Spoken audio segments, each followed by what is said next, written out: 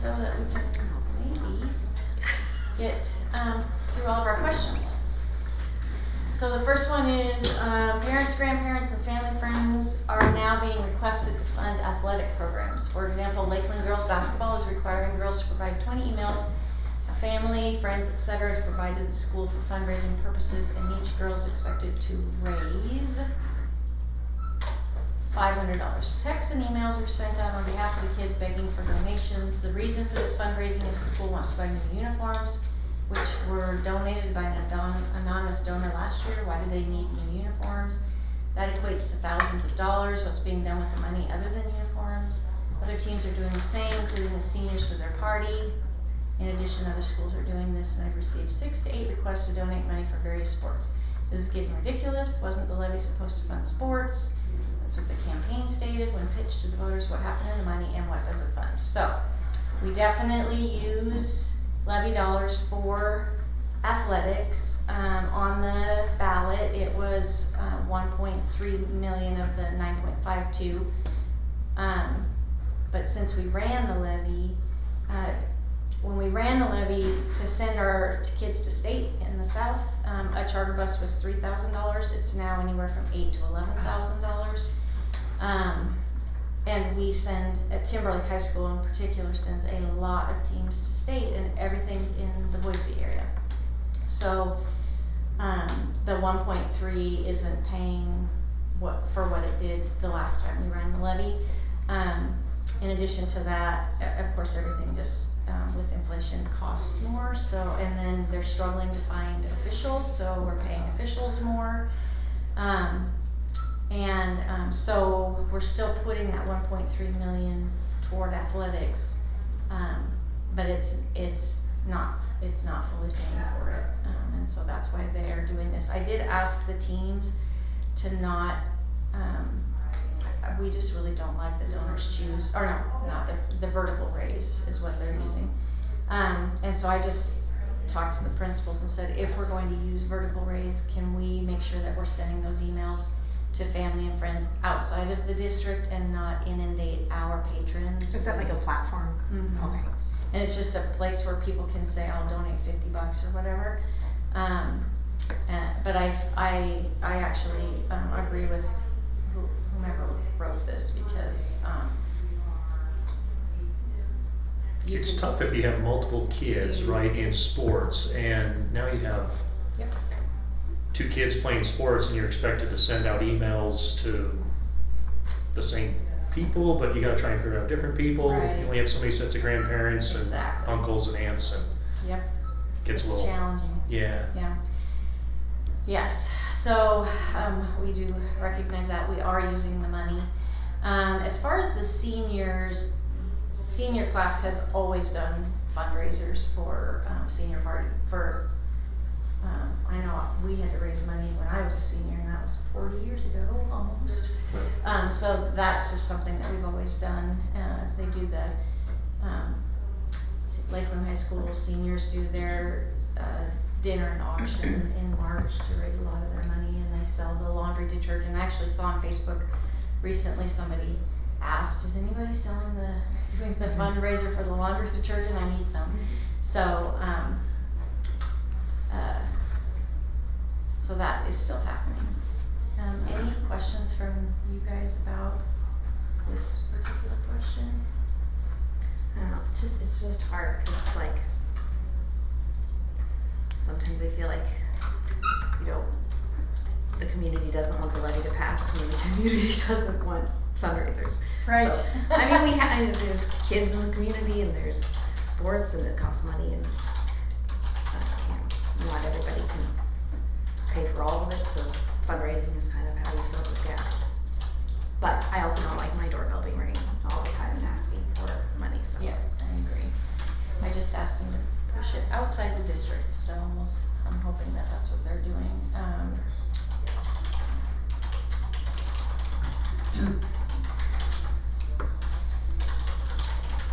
Do you know if this service, what did you call it, Vertical raise. how they get their email addresses? They just. The kids have to provide them. Actually, I think, and I don't know if Jerry or Amanda, us who's had high school kiddos recently. I know our kids are the same age, but, what I don't know is if the kids actually push the vertical raise out to their family and friends, or if they submit email addresses and then they do, so is that what it I is? think that's right. There's a form, if I remember right, is sent home and the student fills out the name and email address and then turns that in. And then someone sends that out. Okay, We got that from my nieces recently. So, is it personalized or is it truly just from vertical race thing? but it'll have the kid's name on it saying, you know, we're raising money for our basketball team or whatever. I guess I don't have a problem with saying no. So I don't care. Send me stuff. If I don't have the money, I don't have a problem saying no. So, Yeah, I think what we're kind of hearing is just because our patrons are paying for the levy that is supposed to be supporting this program, and then we're asking for more money. I think that's kind of where it's at. that's kind of how, I mean, it's always been that way. You know, everybody always wants more. They want to go to a different tournament, or they want to have a different uniform. So, say no.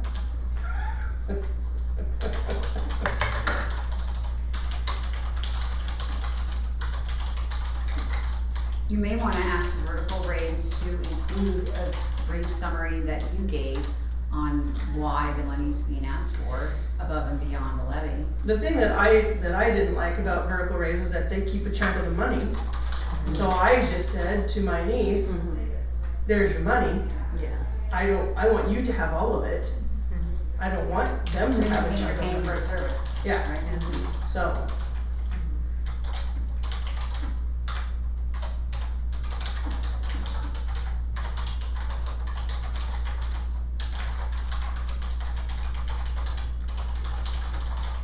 Along those lines, I think the car is pretty awesome.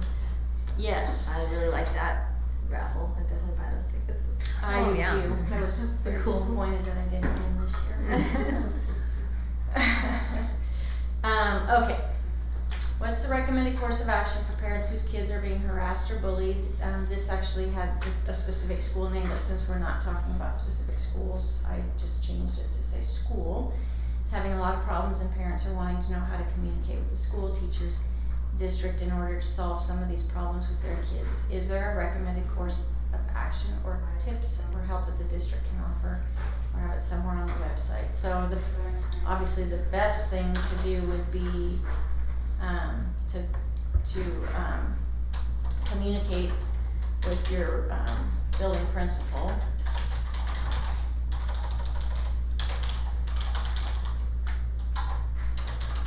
And then if you don't see any change or have ongoing concerns,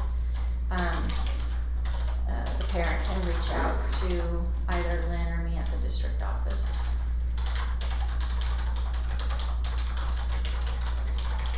Wouldn't the parent already know that? Somebody didn't because they're asking a question. And I think you would even start with the kid's teacher first, and then go to the principal, and then. I was actually thinking secondary and Oh, wasn't, okay. but you're right, if it's an elementary school, it would be, so the building, I'll do the teacher. And or building principal. Schools have them on budget, parents are wanting to know how to communicate with school. Just seems so basic to me. I'm just wondering if there's something behind what she's saying, i.e. is this person looking for like an anonymous tip line versus cause that's just such an obvious solution. Somebody's trying to avoid that obvious solution. That's just something I wonder. What about an absolute policy that's visible to everyone regarding that? We ran into a little bit. We do have a policy. Well, here's my point. there are certain scenarios where you have some kids that are blended in classrooms, and those kids require a certain amount of attention, perhaps above and beyond other students. And you've got some kids in there that are a little handcuffed because of that, because they don't want to go defend themselves against somebody that needs help, for lack of better words. Because then they find themselves in a position where they're being bothered and they're a victim, but yet if they defend themselves, then they're guilty of defending themselves. So they're put in kind of a box, and it's a trap, really. And I've seen a few situations like that. And So in that kind of a situation, I guess, just kind of inferring what you're implying, I'm not sure that would be bullying when you really are looking at the definition of bullying, because that's a targeted, intentional, repetitive Yeah. behavior. It's more of a harassment type thing. But if you have a kiddo who struggles with certain kinds of behaviors, is I think what you're alluding to. We'll use your words. Sometimes it doesn't really have anything to do with the other person and just that student's inability to communicate effectively or whatever. So, I guess what I would suggest is that regardless of whether it's a true bullying situation or a situation like the one that you're bringing up, just sitting down and having a conversation with the teacher or the building principal, you can start to brainstorm what can we do so that my child can learn. That's part of the issue, and feel like they can come to school and be safe and whatever. And so sometimes that means moving your kiddo from one class to another. Just there are lots of different ways that you can kind of, but it's really the collaboration with the.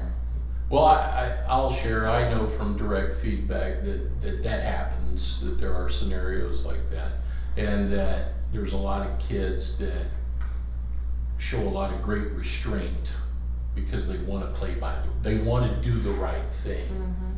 But if the right thing continues to be a problem, ongoing, and there doesn't seem to be coming full circle to the policy, when you address it over and over again and we just don't seem to get anywhere, then what do you do in that case? Right, well, and the other part of what you're talking about is probably an IEP, individual education plan, and which puts that kiddo in the special ed realm. And as soon as that happens, kids on IEPs have more rights than everybody else in the building. And we're legally required to provide their free appropriate public education, which if the IEP team says that their least restrictive environment is in the general ed classroom, then that's where we have to have that kiddo. So, however, if there are lots of concerns coming from a particular classroom because kids are struggling, then that team should be coming back together to say, this plan's not working. There's something about this that's not working. We either need to put more supports in place for this particular kiddo so that, because what we do want is kids with disabilities to be able to interact and participate in their regular classes with their typically performing peers. And it's actually good for our other kids to do that because they develop empathy and they build some self-discipline because they recognize that this person. And I think that's a good thing too. I just think that there's got to be a balance that you strike when it becomes at the expense of kids you're talking about kids that are 11, 12, 13 years old, and they don't look at things the same way an adult does, and they're in this environment and they have to be the judge of how do I deal with this. Right. And so it crosses into a territory where you create a unique situation that I don't think there's really a policy for, to be honest with you. I don't think there's an answer for that. Well, there is, and it's in the special education manual and it's federal law. Oh, okay. So that's Just maybe it's more that's- communication yeah. with principals or what have you at the staff on how to aggressively address that issue so it doesn't become a bigger issue. Yeah, and really the only way they can do that is to go back to the IEP team and talk about whatever the plan is in their IEP and what's happening in the classroom that maybe is getting in the way of it being successful. Because the other thing that we know is when you look at kids that come in kindergarten who typically are unidentified and they turn the school upside down. Kindergartners too. Oh, you have no idea. I don't even wanna know. Yeah, so for 6 years that kid was in that elementary school and those elementary teachers are saints and they Yeah. are diligently working with that child, constantly reworking the plan, figuring out what the triggers are for behavior, and so when they get to the middle school, they are definitely better. They're not perfect yet, but by the Sure. time they cross over to the high school at either of our high schools, and you walk through the halls, you'll see them and you wouldn't be able to pick them out. Yep. Because there's maturity and just a lot of years of figuring out what works best for each kiddo, because they're just all very unique. So, but if you feel like, if any parent feels like their child's education is being disrupted, the best thing to do is to bring that concern to the school so that they can, if it is due to this kind of situation, they can call the IEP team together. Leaving middle school, that's the one observation I have from feedback, is that was the one thing that was reoccurring, is that we've got these 12, 13, 14-year-old kids in a situation where they're having to make adult decisions in the classroom of how do I deal with this situation. And that's hard for them, I think. I think it's almost unfair for them to be in that situation, because they just want to go to school, do their work, and do their thing. Right. And now they've got to deal with this other situation going on, and they don't really know how. I'm not sure I do. Yeah, and typically I would say our teachers, especially at the elementary level, our teachers do a really good job of teaching the kids exactly what you're talking about. Yeah. When this happens, this is how we're going to behave, and it just becomes part of their day. But when you get up to the middle school and high school, they only have one teacher for 45, 50 minutes, and then they're on to the next. So it's a different thing. It is definitely a different thing, but communication is the best way to solve that. What was the number of employees by classification? I will have to go and bring this back. What I can tell you is in 2017, when in 2015 the levy that we ran was 5.3 million. In 2017 it increased to 8.99, and we did that to add several different programs to the schools. That's when we added all of the athletics into the levy, and we added some staff for the programs that we added. And then in 2020, COVID, because Lakeland stayed open 5 days a week, we had to have a plan with regard to how we were going to mitigate just the transmission of the COVID virus. And so this 6-foot social distancing was a big deal in the 2020-2021 school year. And so in order to social distance with 6 feet apart, we had to add a lot of teachers because you couldn't put as many kids in a classroom. And we also at that time started getting the COVID dollars from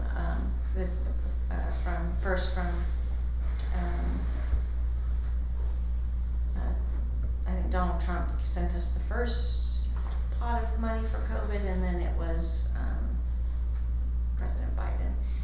But we used the COVID dollars to add those teachers and staff in.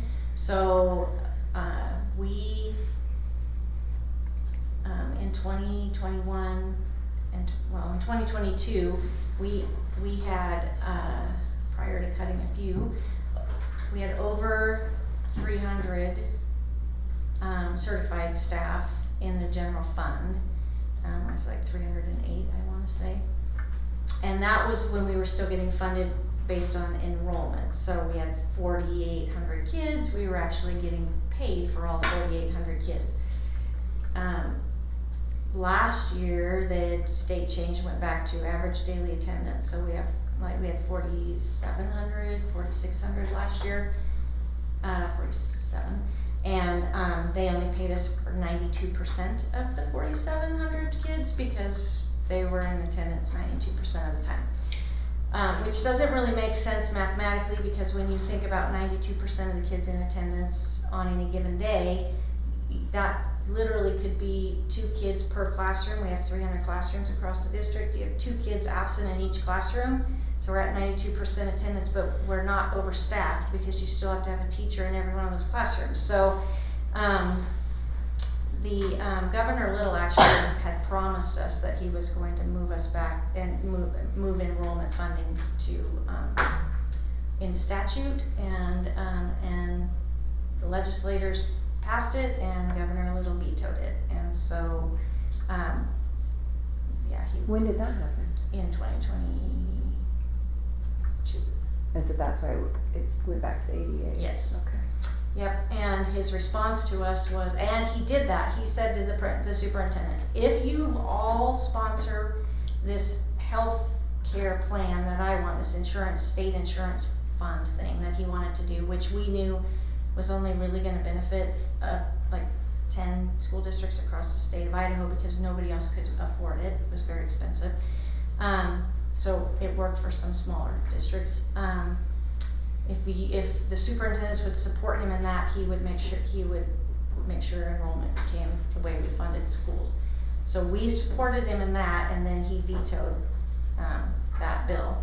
And his reason for that was initially was there was some language. The legislators are really, really good at, here's this bill, and then they have this little bit of language where they take something away, or they try to do something that has nothing to do with the bill, which actually in Idaho is illegal, but they do it all the time. And there was something in there he didn't like, so he vetoed it. Then when it came back, he said, no, I just can't do it, because I can't agree to teaching ghost students. And we all said, ghost students? Well, districts are gaming the system and putting fake kids into their system to get additional money. Well, you can't do that. It's impossible. Mm-hmm. So I don't have any idea. But anyway, we are now, because of the way we're getting funded, on the average daily attendance, last year we had 287 teachers in the general fund, and the state paid us for 222. So that's a difference of 65 that our levy is basically paying for, and that gets very expensive, and so we've been trying to kind of trim the staff down to get closer to what the state is paying us. But the state pays us just kind of based on a formula, and the formula is designed to support school districts that run like Coeur d'Alene and Post Falls, where they have larger schools, not small neighborhood schools. So, those 2 districts have elementary schools that have 600 to 700 kids in them, and high schools that have 1,500 to 2,000, and we have nice small schools where kids are known and families are known, and but it costs more money to run schools that way. So we still have more than what the state is allocating. They're paying for 88 classified staff. So classified is anybody who doesn't have a teaching degree. We have 303. And so I actually sat down with our HR director and said, help me understand how that's possible. So we went through, and all of when you think of classified, all of the positions, like your admin assistants, our SROs and our armed guards, our custodians, our facilities crew, our technology, all of those, our librarians, all those kinds of people. We counted up all those groups, and we got to I think we were at 90. And every other one is part of the special education program. and, which is an unfunded mandate. So if a kiddo comes to us on an IEP with a service that requires a staff member that we don't currently have on staff, we have to go find that person and hire them. And, it's unfunded. And, yeah, so when the federal government put this whole plan into place in the early 70s, they promised that they would pay 40% of the cost. They've never even come close to that. So we get a little bit of federal dollars for special education, and but it covers, basically covers our teachers, but none of the paraprofessionals. So We should so, this year we had to, when Jessica wrote the budget for next year, we had to cut $2 million out of this year's budget for next year because the state is, we're just continuing to lose money. So we have declining enrollment, and then our funding is based on average daily attendance. So, we just are trying to do that through attrition. So when people retire or resign, if we can not fill that position and not have a negative impact on kids, then that's what we're choosing to do. So Any word on that program that you had talked about at the board meeting, where if a kid is in good standing the self-directed academically? learner, that is going to the policy committee hopefully in the next week or two. Oh, Because we have to have a policy in place first, and then once we have the policy, then we can. So there's in April we had our they call it the post-legislative roadshow. So the State Department people kind of move around the state and just talk about all the new legislation. And so Debbie Critchfield encouraged every district to use that. There's a statute that's called self-directed learner. And she said it's a loophole for you and people need to be using it. So basically what it allows us to do is if you have a student who's proficient on state assessments, meeting district benchmarks, you can identify that student as a self-directed learner, and then if they're absent, they don't get counted absent. Is this for all ages, or is this Starts at just 5th grade, Okay. 5th grade to 12th. And there are certain criteria, like at 5th grade you can't be a self-directed learner if you don't have mastery of your math facts for all 4 major operations. So there are some criteria there, but it does give us the ability, especially when you start to get into middle and high school. We have kids who are athletic, and we have gymnasts who have to be gone Thursday and Friday because they're going to a meet, or we have hockey players who travel in the wintertime. If we can identify them as self-directed learners, then we don't have to count them as absent, and that will help our ADA, which will help our funding. What portion of the day counts as absent for state funding? They have to be in attendance for 4 hours of instruction or more to count as a full day of attendance. And is there anything that counts as excused? Like if it's a school, they're absent for a school athletic event? Yeah, that's not considered an absence. Okay. That we code that as a school activity. Okay. Yeah.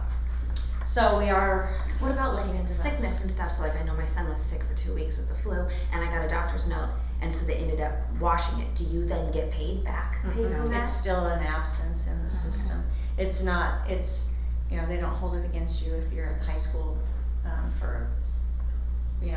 if you have poor attendance at high school, and it's just because you can't figure out how to get to school regularly. Yeah. They can withhold your credits. Yeah, so but- he got a letter for that because we with how sick he was. But that's unfortunate, especially in the day and age with COVID and stuff, because while he was sick, he had his laptop and he was still getting emails from teachers, and actually through his 10 days of being absent, he was able to do about half of his work. Mhm. So you can still work, and nowadays, now that we have these computers at home, the kids can still do some of their work. Yep. Yeah.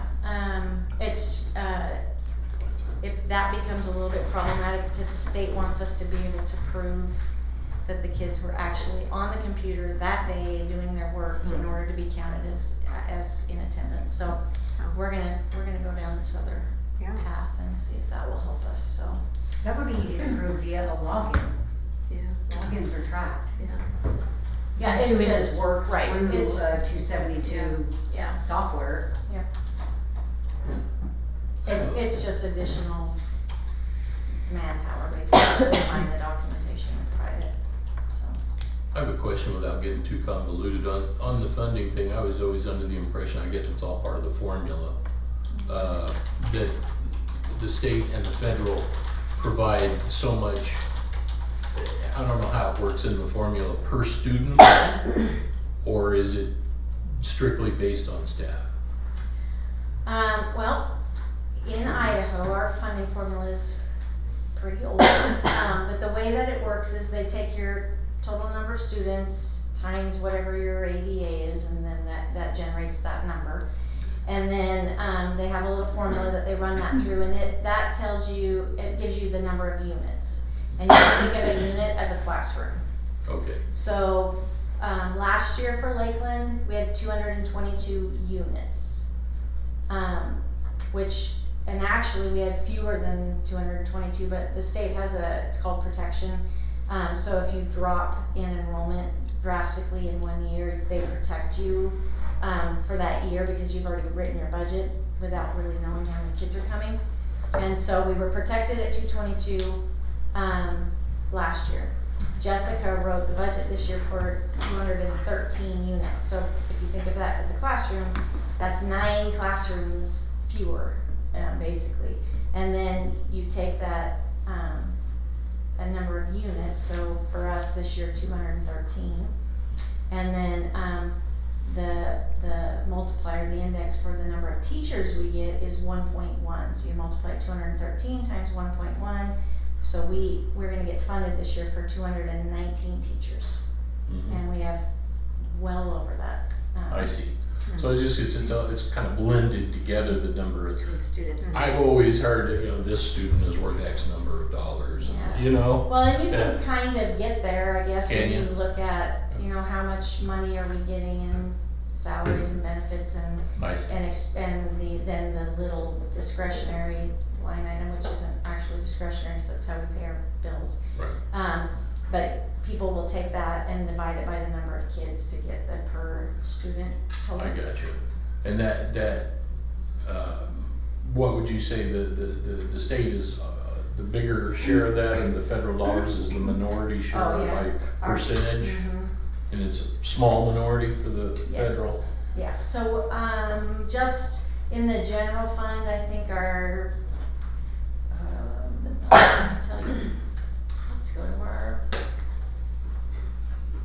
website. I didn't want to take us down. No, that's okay. But I was trying to. These are good questions, and you're not probably the only one who's wondering these. So let's look at our current year budget. This is this school year. So revenues, just in our general fund,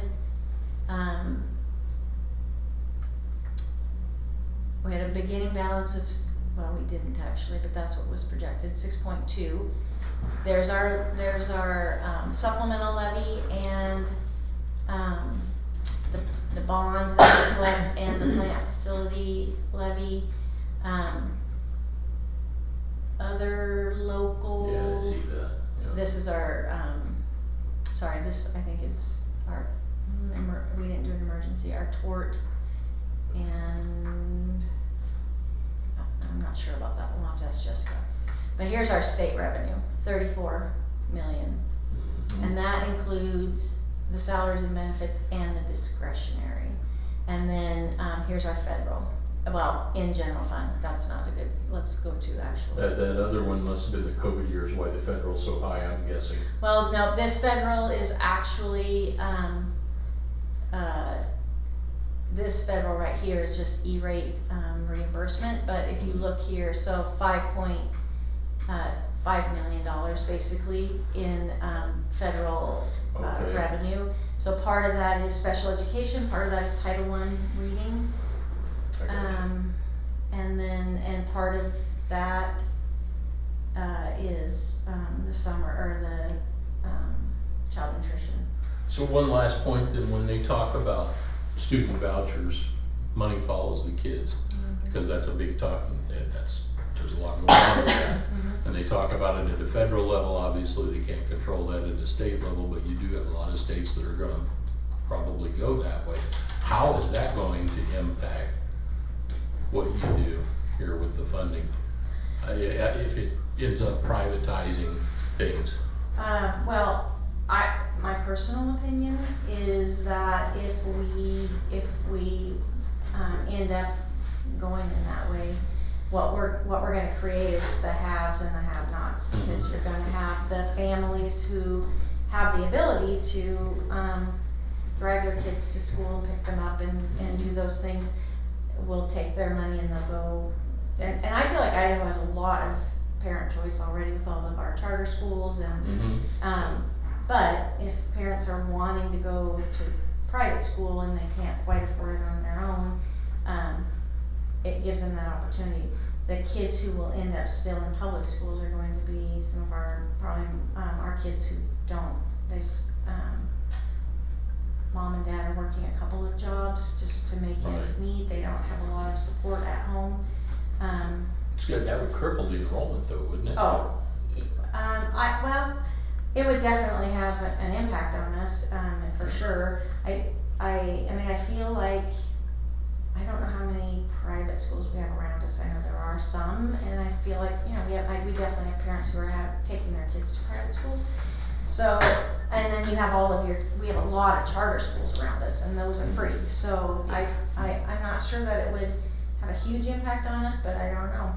But I do think just as a state, it would get to the point where we definitely are kind of creating a big chasm between families who struggle and families who don't, so. Do you feel like that is already happening just with the charter school availability like you were talking about? That parents are shifting kids and then different ones are staying? I would say that that's probably happening a little bit, but I do feel like because the charter schools are publicly funded, that even families where parents are working, you know, 2 jobs to make ends meet could choose to take their kids to those schools, and it wouldn't be a financial hardship other than trying to figure out the transportation part of that. But I do feel like parents have a lot of options around us right now. So.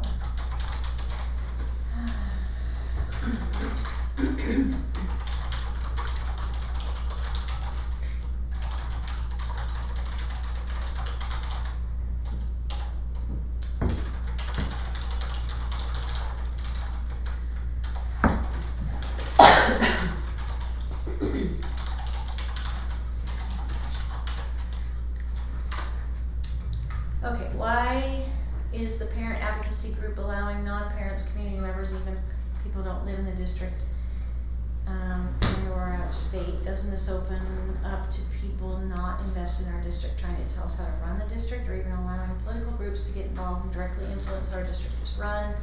If a large group of LGBTQ members from Spokane attended, working to influence our district and our children.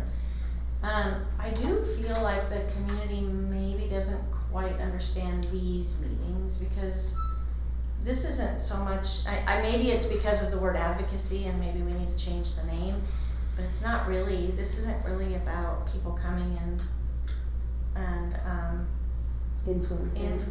and trying to convince us that we need to change how we're doing things, or it's really just a question and answer opportunity so parents can kind of get a sense of how we deal with different things. So Are there people from out of state coming to these? I have never I think been we aware. had one lady one day Well, from Turning Point or something. right, but she Yeah. specifically came because Like as a guest of somebody's, yep, I think. and That was it. and Once. she wanted to meet me because we met and Well, why wouldn't she?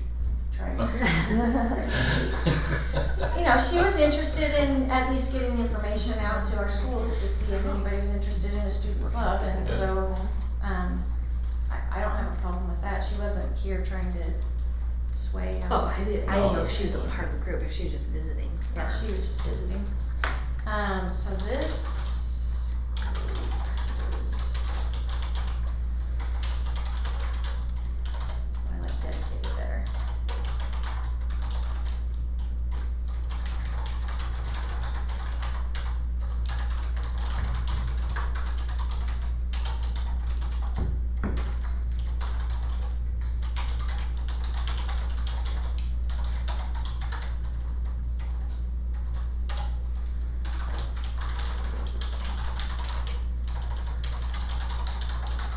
I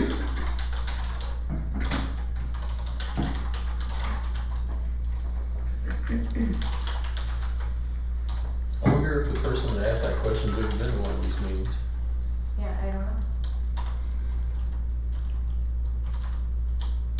That'd be the best way to find out. Probably got some bad intel. Yeah. If all programs that are non-academic are opt-in, why are they then subject to the supplementary curriculum committee? If opt-in is now the rule, why not bring back sources of strength to help with the bullying, suicide prevention, and emotional health for the kids of the parents who opt in? I think we're actually going to be addressing this tomorrow night at the board meeting, as we've been working on the policy language around learning materials. I would say sources of strength is, in my mind, wouldn't be a supplementary curriculum. That would actually be a primary curriculum, because it would be the primary source of instruction, and those are statutorily required to be approved by the school board. So I wouldn't, I don't know if sources of strength would fit in the learning materials policy that we've been talking about, but the other thing I guess I would say about opt-in, which is different than I think this question, but I think the reason that the board's moving to opt-in is just to have parents be active in decision-making for their kids. It's easy to tell parents that they can opt their kids out, but then if you don't get the opt-out, the assumption then is that you're opting in. Sometimes that form ends up in the bottom of somebody's backpack and the parents don't even know that that's happening, or don't have that opportunity. So the opt-in forces parents to be active in those decisions, so that's the. And the that's why. kids, they get the paperwork to you. My daughter forgot to bring a paper, so she was removed from something, and the next day she was like, I forgot this paper, I need the signature. They found it in their bags.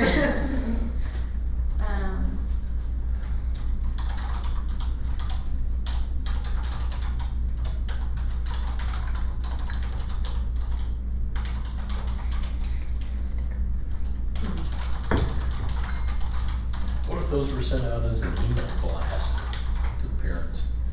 Kind of eliminate the middleman, so to speak. Sometimes they are, depending on what it is. Okay.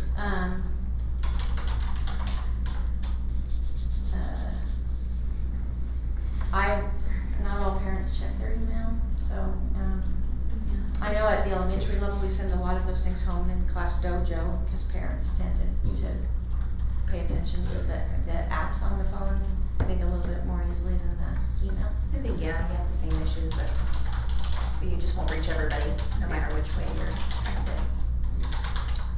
communicate. Parents, gotta do our part. Yeah. Gotta read our emails, you know?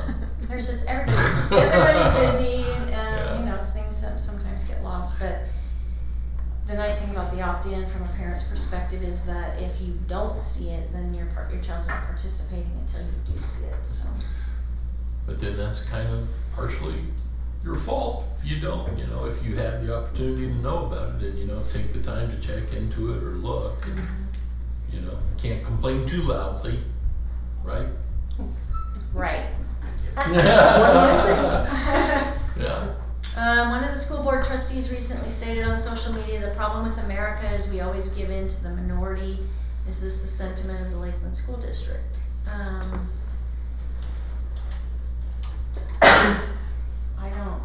That's not my sentiment. I'm not sure what that trustee's, what the context of that quote is, but,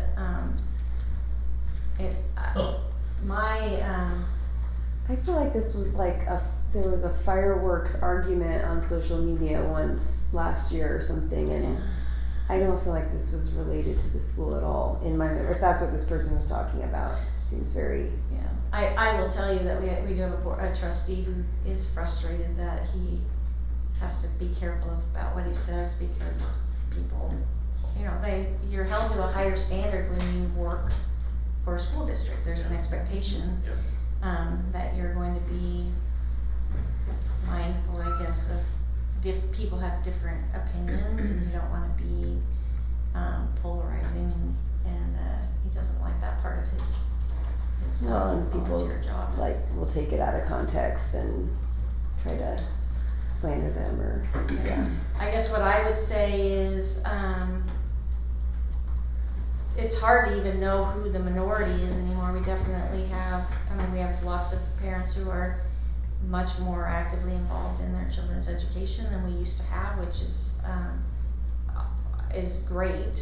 I'd much rather deal with a mom or a dad who's angry about something that's going on with their kid and they're advocating for their kid than to try to light a fire under a parent to get them to engage. So that's a little bit of that is definitely a shift over the last few years that we've seen. But I guess I'm not the school district, but I'm one person. But my take on this is that, and this has been my mantra since I took the position, is that every parent gets to make decisions for their child. And then when you look at it that way, there is no minority because it's really individualized and it's about each individual family making the decisions for their kids. This is just a thought that pops in my head, but who does have to answer for what the board says? It really is not, is it your position? Because they are, No, they they're are my boss. Yeah, Exactly. they're community elected. Uh-huh. So maybe the people that voted for that trustee, I don't think that the school district is held to what the board says. They have to be responsible. No. Because the community elected them. I don't know, just doesn't seem like your place to have to. We do have parents who are kind of pushing back a little bit, just within this vein, you know, so the supplemental curriculum committee actually is a really good example of this when we bring forward something that teachers want to be able to use in the classroom and somebody on the committee, there's something about it that they don't like and they put that comment in there. When the school board takes those recommendations and makes that vote, then other parents feel like that small group of parents just made a decision for their children. So they're and we're starting to hear that a little bit more. So just, I guess, trying to be really diligent to make sure that every parent gets to make decisions for their kiddos, which is why we went for library books, for example. Every parent gets to decide which genres their kids have access to, so that we're not pulling books out of the library that some families really want their kids to be able to read, but we're protecting the other parents' kiddos from the books that they're really comfortable with. So this is definitely becoming a little bit more of a balancing act and walking that line.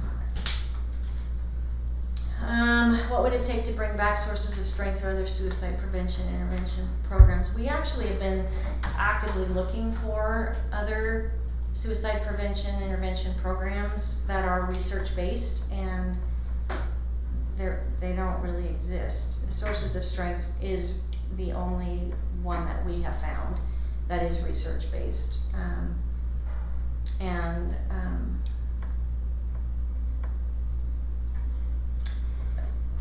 don't know what it would take to bring it back. I suppose as far as requesting access to it, it would just have to go through that process again. You know, parents could reach out to the board or to Lynn. Yes, she's in charge of supplemental materials. But we are definitely, actually when you look at the data, and it'll be on the board agenda tomorrow night, our numbers of suicide ideation are since 2020 are every year going down a little bit, so that's good news. Oh. When did Sources of Strength, was that removed from the school district? Isn't it around there? 21 maybe? few years, right? Yeah. Interesting. But we've, you know, in the absence of this, program, we've definitely done some teaching to kids about regulation of emotions and just some healthy ways to deal with those things. And then we've also, we've got Heritage Health coming in and providing mental health therapy for the students whose parents want that for them. So that also could be part of that, I'm not sure, but so.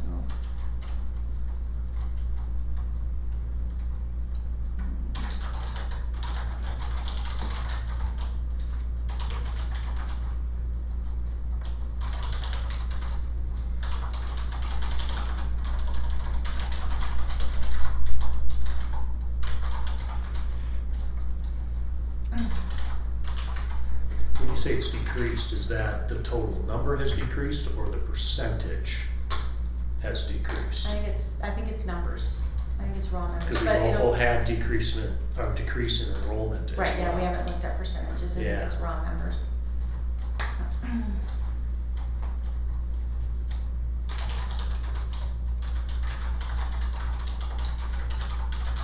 I love drawing her in here, but she's not here, so I get to. Sign her. Show up next time. Uh-huh.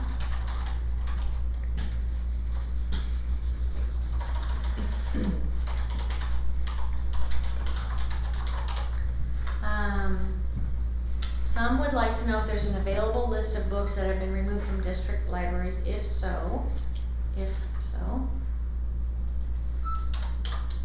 where might it be viewed? I'd also like to know the process by which a decision is made to pull books from student access. Is it simply by recommendation of Clean Books for Kids as their promoters indicate? No. So, anybody who's interested in the books that we have removed, you could reach out to Melanie Worth and Janelle Dexter. I'm sure they have the list.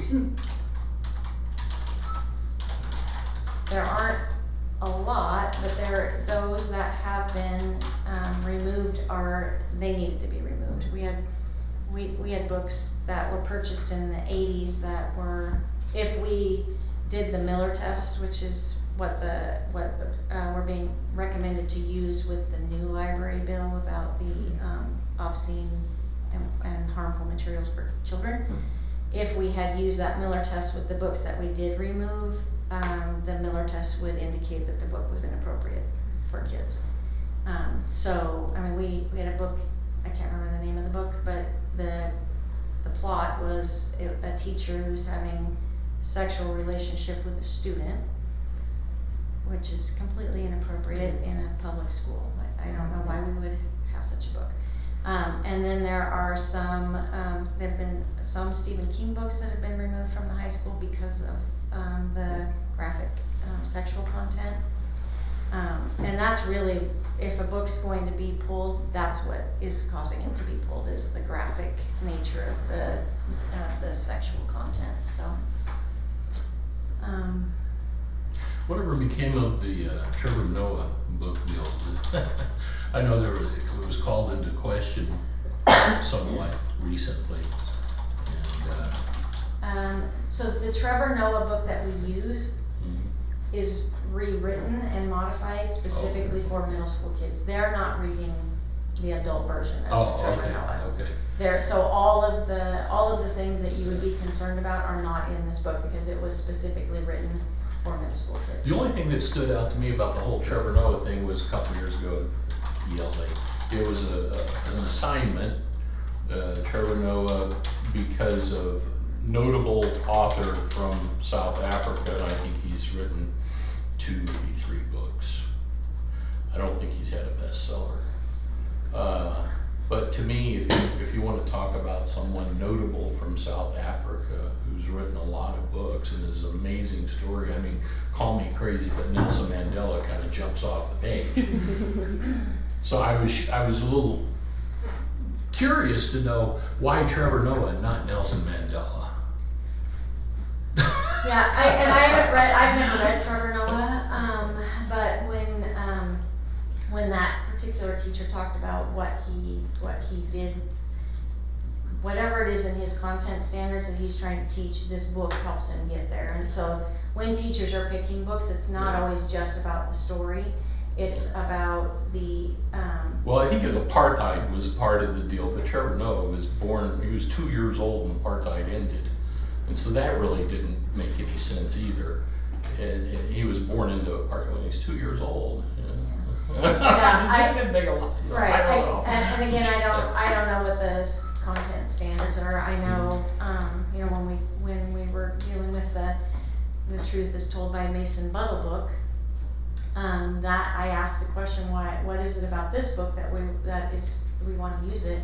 And it was specifically chosen for the character development from the start to of the main character, and there were just some really, the teachers felt like really good pieces that were easy for kids to see that helped them teach the standards. So when we're using books, especially at the middle and high school level, it's not always about the story or the plot, it's about how it's written and whether they can pull the pieces out that help them teach some of the standards required. Somebody will have to show me on a side-by-side how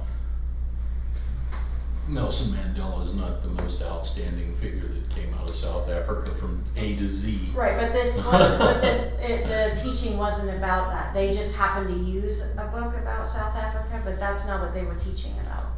I guess that's what I'm trying to say. When you're looking at English standards, they're looking at author's purpose, they're looking at the ability to compare and contrast, they're looking at character development, they're looking at lots of things, not just what the book is about.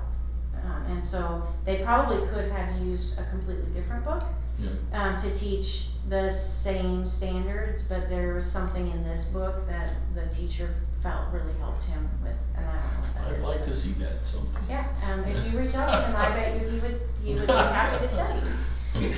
Okay, the removal of lockers. We did not get through all of them. Okay. The removal of lockers. So during COVID and the 2020-2021 school year, nobody got to have lockers because of the social distancing. And during that year, all of our secondary principals said our discipline went way, way, way down because the kids weren't standing in the hall, messing around by the lockers. They were going straight from one classroom to the next. And so when we came back, they asked the superintendent at the time if they could just get rid of the lockers and not have them, because the halls were much calmer. And so that decision was made, but it was made with the caveat that if we're gonna do that, there can't be an expectation that kids are carrying a backpack around that weighs 50 pounds because they've got a book from every classroom. And I did check when I saw this question with our principals, and what they shared with me is that the kids at the high school level will have their Chromebook in their backpack, and they might have their math book, but the rest of their textbooks are just class sets that are in the classroom. And so unless they need to check something out from the library. So if it continues to be kind of an ongoing issue, then we'll need to address it, but I did ask that question, so. And that was middle and high school, you said? Well, the middle book, they're gone, right? They're gone. There's no choice now. Yeah, and at the two comprehensive high schools, they got rid of most of their lockers, but they did keep some. So if there are students who do carry their books back and forth because they're very studious and they've got, or they're taking a lot of dual credit classes and they have to, they can have a locker so that they can store My their son was things. issued a locker at the high school for sports stuff too. He wanted like room for his The middle school's a lot nicer without them. sports. Oh, Those halls are- much wider. Yep, Yeah. kids can get to class easier now. Mhm. Yeah, it's great. Looks a lot better too. Yeah. We do have to go to chiropractor. I'm not gonna lie, my kid's back steward. I don't know. From a safety standpoint, it just seems like a really big deal. Now we're done with the junior high school, middle school.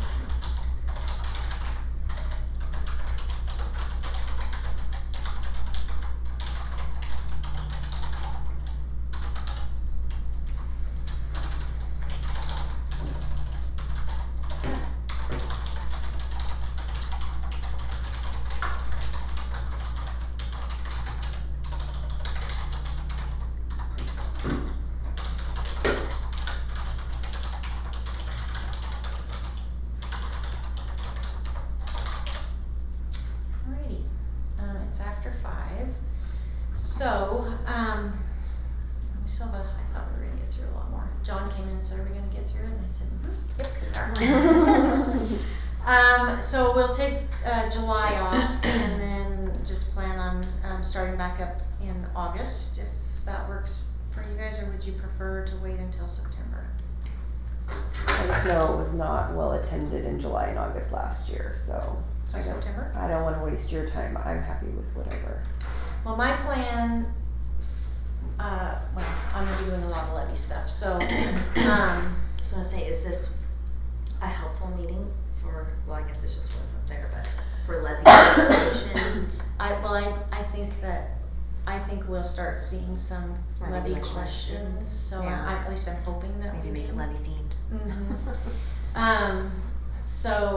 But I'm happy to do that in September. One of the things, when we come back from school, or from summer, in the first 2 weeks of school, Kelsey, Lynn, and I are going to kind of divide and conquer, but we're going to try to meet with every parent group at each of our 6 elementary schools and the 2 booster clubs in the first 2 weeks of school to talk about the levy, and then ask at each of those meetings if there are parents who are willing to kind of come together as one big district kind of committee to help get the word out and help educate. There's so much education that needs to happen this time around with the levy that there's no way I can do it by myself, so that'll be a big focus also when we come back, so. Okay, so I guess we'll plan on, the first Tuesday of September is the first day of school. So maybe the second Tuesday for the first month. Okay.